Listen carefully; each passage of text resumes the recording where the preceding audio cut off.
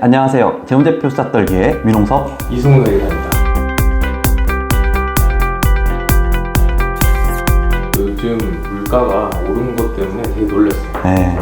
야채나 과일은 물론이고 외식값도 엄청 올랐더라고요. 맞습니다. 마트 가보니까 채소, 과일부터 시작해가지고 생선, 고기, 유제품, 음료 안 오를 항목이 없어요. 그래서 갈 때마다 와, 요즘 진짜 물가 많이 올랐다 이런 걸 체감하고 있습니다. 네. 특히 과일값이 엄청 많이 오른 것 같은데 그렇죠. 네. 그 중에서도 사과 같은 경우는 통계청 조사에 따르면 전년 동월 대비 한 56% 이상 오른 거라고 합니다. 아, 56%요? 와, 괜히 금사과니 금배니 요즘 그러던데 그런 얘기가 괜히 나오는 게 아니네요. 맞습니다. 그래서 요즘 떠오르는 경제 용어 중에 스텔스플레이션이라는 게 있는데요.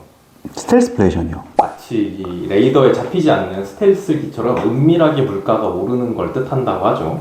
그래서 기존에 돈을 받지 않았던 걸 받는다거나 음식이면 그 양을 조금씩 줄이던가 하는 방식으로 소비자가 좀 인지하기 힘들게 물가가 오르는 걸 말한다고 하는데요. 네. 가령 이제 식당에서 소스나 반찬을 추가할 때 돈을 받는다거나 아니면 테이크아웃 할 때 포장비를 별도로 받는다던가 하는 식이 되겠죠. 요즘 미국 같은 데서는 외식값이 너무 많이 올라가지고 또 여기는 팀 문화도 있잖아요. 그래서 이런 걸 런치플레이션이다, 팁플레이션이다 이렇게 부른대요. 네.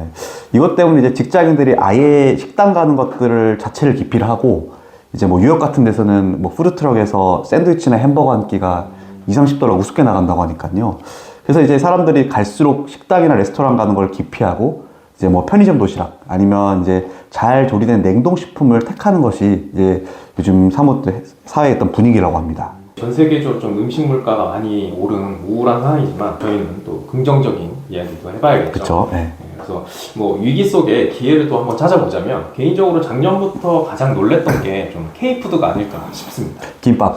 맞아요. 전 예전에는 한식하면은 김치, 불고기 네. 이런 게 대부분이었는데 요즘은 김밥, 떡볶이, 만두. 네. 그렇죠. 미국에서는 또 김밥이 엄청나게 유행이라고 하잖아요. 맞아요. 네, 맞습니다. 네. 그래서 미국 유튜브나 틱톡에서 인플루언서들이 냉동김밥을 굉장히 맛있게 먹고 이런 것들을 뉴스에서 많이 접하셨을 것 같아요. 네. 저도 가끔 이제 일하다가 혼자 밥 먹어야 될 때가 있는데 이때 보면 사실 김밥만큼 또 영양과 가격이 우수한 제품이 없어요. 네.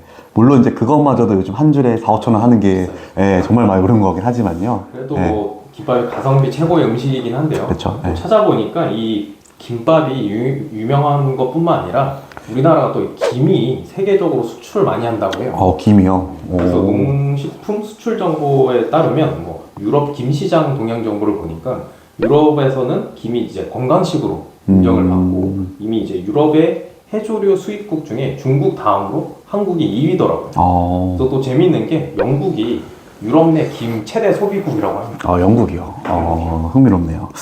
그렇군요. 아무튼 요즘 보니까는 K-팝이다, K-컬처다 이런 게 한창 유행했었었는데 요즘 또 이제 K-푸드가 또 굉장히 전 세계적으로 선전을 하고 있는 것 같습니다.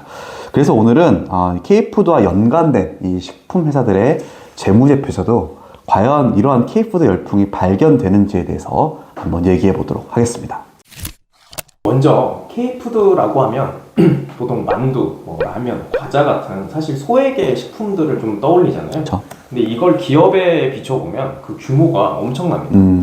한 조사기관에 따르면 2022년 기준 매출 3조가 넘은 식품 기업만 7개라고 해요. 특히 CJ제일제당 같은 경우는 식품 매출이 10조가 넘는데요.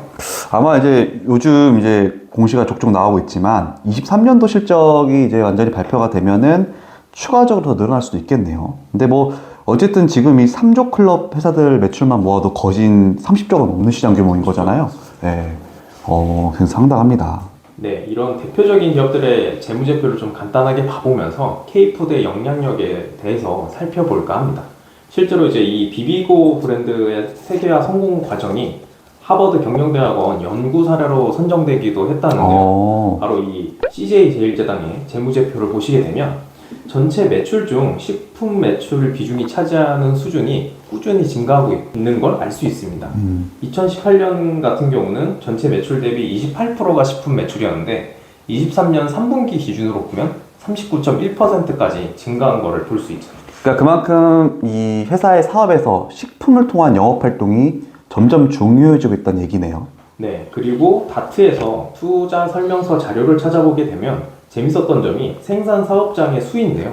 식품 사업의 사업장이 한국보다 이미 해외에 더 많이 있습니다. 아, 해외에서 많아요? 네, 사실 제가 더 보고 싶었던 건 해외 매출이 얼마나 비중 있게 증가하고 있는지 그리고 해외 매출의 영업이익은 또 얼마나 좋아지고 있는지 뭐 이런 거였거든요. 그쵸, 뭐 매출이 올라가도 결국은 영업이익, 또 마진율이 좋아야지만 또 이게 의미가 있는 지표가 될 테니까요. 네, 맞습니다. 그래서 물론 뭐 사업 보고서 상에는 그렇게까지 자세하게는 나오지 않는데요. 먼저 국내 해외 매출을 좀 비교를 해보면 21년, 22년 해외 매출의 증가율이 국내 매출 대비 증가율이 더 높다는 것을 알 수 있습니다. 또 CJ 제일제당의 경우 다트의 분기별로 자체 홈페이지에서 투자자를 위한 실적 자료를 배포하고 있는데요. 이 분기별 IER 자료를 살펴보면 22년, 23년도에 미주 지역에서의 수익성이 개선돼서 영업이익이 증가하였다라고 발표를 하고 있거든요. 결국 해외 매출이 증가하고 그 영업이익도 함께 개선이 되고 있다라고 볼 수 있을 것 같습니다. 아, 그렇군요.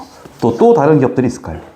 네, 그 다음으로 또 우리가 라면 하면 빼놓을 수 없는 기업이죠. 그쵸. 네, 바로 농심인데요. 네. 먼저 이 농심을 리서치하려고 다트에서 검색을 해봤는데 24년 2월 7일에 매출액 관련 공시를 했더라고요. 매출액이 전년 대비 30% 이상 증가했는데 그 이유 중에 하나가 해외 사업장의 성장이었다라는 거더라고요. 아, 또 적시에 우리 주제와 관련된 내용을 공시해 줬네요. 네. 아, 진짜 이제 이 매운 라면을 대한민국 사람만 먹는 게 아닌가 봐요. 네, 그도 그럴 게 농심의 경우에는 해외 비중이 40% 수준이고 해외 법인의 22년 매출이 20년 대비 50%가 증가했고 23년에도 15% 이상 증가할 거로 예상이 된다고 합니다. 그래서 23년 뭐 3분기 보고서를 보게 되면 국내 영업이익률은 한 5% 수준인데 미국의 경우에는 9.9%예요. 그러니까 농심은 영업이익 중 해외 비중이 한 37% 수준 정도 되는데 이 중 미국의 영업이익이 26.8%를 차지하고 있을 정도로 해외, 뭐 특히 미국의 비중이 중요한 회사라고 볼 수 있습니다. 그리고 마진율이 미국이 국내보다 좀 높다는 것도 흥미롭네요. 사실 우리는 이제 뭐 농심의 매운 라면, 그렇죠. 짜장라면, 새우과자 뭐 이런 것들 때문에 너무 친근해가지고 마치 이제 단순 이제 국내 내수기업인 줄로만 알고 있으신 분이 많으실 텐데 이미 이제 글로벌 기업화가 되어 가고 있다 이렇게 봐도 무방할 것 같습니다. 우리만 맛있다고 생각합니다. 그쵸. 그 밖에도 이제 초코과자나 감자칩으로 유명한 회사죠. 오리온. 예. 오리온 같은 경우는 이제 저희 녹화 시점에서 아직 이제 23년도 연간 보고서 공시는 되지 않았는데 이 3분기까지의 연결 보고서를 좀 보게 되면은 연결 재무지표를 보게 되면 이미 해외 매출 비중이 내수 매출을 진작에 뛰어넘었다는 것을 알 수 있습니다. 이 오리온의 경우에는 가장 큰 해외 매출 비중을 차지하는 국가가 바로 이 중국인데요. 예, 1995년도부터 중국 허베이성에 과자 생산 공장을 일찌감치 설립을 해가지고 이 K푸드를 해외에 알리는데 앞장을 섰고요. 또 그 결과 현재는 중국에서만 매해 이제 1조가 넘는 매출을 기록해오고 있습니다. 네, 그러고 또 이를 바탕으로 베트남, 러시아, 인도 거의 공통적으로 다 굉장한 이제 인구 대국이죠. 네, 이 인구 대국에게도 점점 더 이 K푸드의 영향력을 뻗어가고 있고요. 네, 오늘은 식품회사의 매출 구조와 영업이익에 대해서 좀 살펴봤는데요. 재무제표, 뭐 IR 자료를 함께 보면서 K푸드의 영향력을 좀 엿볼 수 있었던 것 같습니다. 사실 오늘 이렇게 짧게 얘기해드린 회사 외에도 뭐 롯데나 뭐 동원, 뭐 대상, 곱두기, 삼양, 뭐 너무 이제 우리에게 친숙한 기업들도 이미 글로벌 진출을 뭐 많이 하고 한류를 이제 이끌고 있는데요. 근데 이게 보면 식품 회사들이 점점 글로벌해지고 뭐 외화벌이야 이러면 좋긴 한데 걱정해야 되는 게 있어요. 우리만 맛있게 먹었던 게 이제 전 세계 사람들이 먹으니까 또 이 물가 가격이 또 오르는 거 아니냐. K푸드 뭐 화이팅 했으면 좋겠습니다. 네네. 네, 다음 시간에 더욱 알찬 내용으로 찾아뵙겠습니다. 지금까지 이승훈, 민홍섭 회계사였습니다.